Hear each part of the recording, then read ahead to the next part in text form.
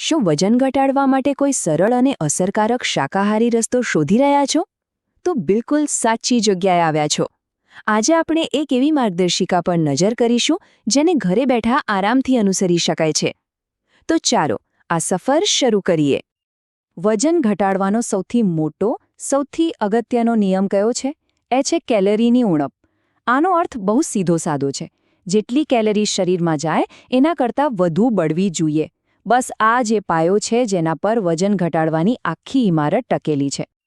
તો આજે આપણે કયા મુદ્દાઓ પર વાત કરીશું? સૌથી પહેલાં એ મૂળભૂત સિદ્ધાંતને બરાબર સમજીશું. પછી શું ખાવું અને શું ટાળવું એ જોઈશું. કેટલીક ખૂબ જ મહત્વની આદતો વિશે જાણીશું. અને છેલ્લે એક આખા દિવસની આહાર યોજનાનો નમૂનો પણ જોઈશું. તો ચાલો આપણા પહેલા વિભાગથી શરૂઆત કરીએ. મૂળભૂત સિદ્ધાંત. જુઓ, વજન ઘટાડવા પાછળનું વિજ્ઞાન સમજવું ખરેખર જરૂરી છે, કારણ કે એકવાર આ સિદ્ધાંત સમજાઈ જાય તો બાકીનો રસ્તો ઘણો સહેલો થઈ જાય છે. કેલરીની ઉણપનો મતલબ ભૂખ્યા રહેવું એવું બિલકુલ નથી. સામાન્ય રીતે દરરોજ માત્ર 500 કેલરી ઓછી લેવાનો લક્ષ્યાંક રાખવો પૂરતો છે. આ નાનકડો પણ સતત ફેરફાર છે ને, એ જ લાંબા ગાળે જાદુઈ પરિણામો આપે છે. ચાલો હવે સૌથી મજાની વાત પર આવીએ. આપણી થાળીમાં શું હોવું જોઈએ?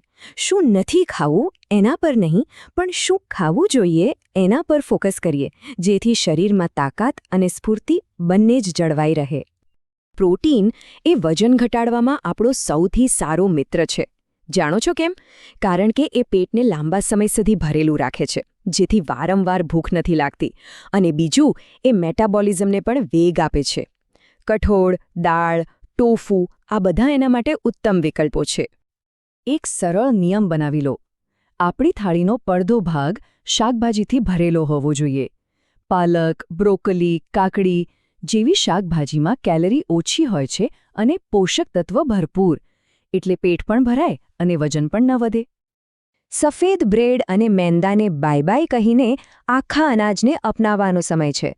બાજરી, બ્રાઉન રાઈસ, ઓટ્સ આ બધામાં ફાઇબર ભરપૂર હોય છે. એ પાચન સુધારે છે અને લાંબા સમય સુધી એનર્જી આપે છે. એક વાત ખાસ યાદ રાખવા જેવી છે. ફળોનો રસ પીવા કરતાં આખું ફળ ખાવું હંમેશા વધુ સારું. એમાંથી જરૂરી ફાઇબર મળે છે. અને હા, એવોકાડો અને ઓલિવ તેલ જેવી હેલ્ધી ફેટ્સ પણ જરૂરી છે. પણ ધ્યાન રહે, માપસર જ.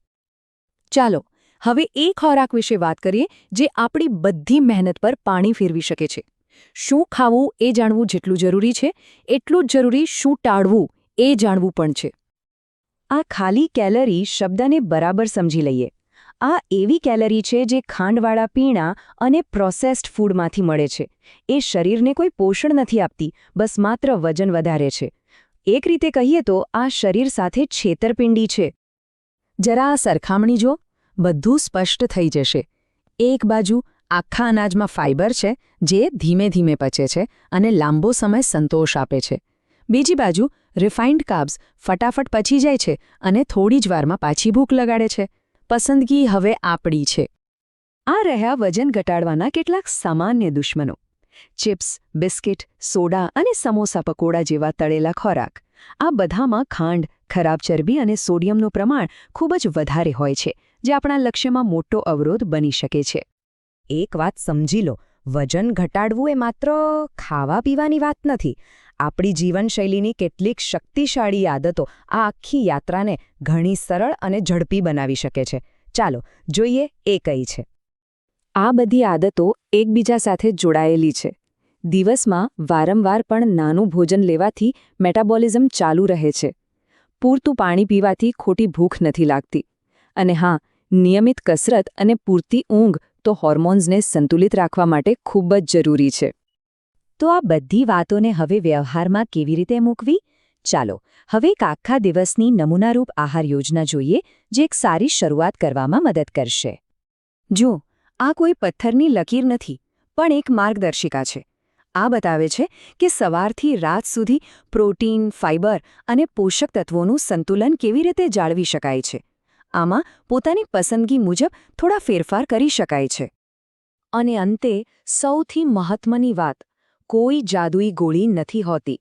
સફળતાનો સાચો રસ્તો છે સતત અને લાંબા સમય સુધી ટકી રહે એવી આદતો બનાવવાનો.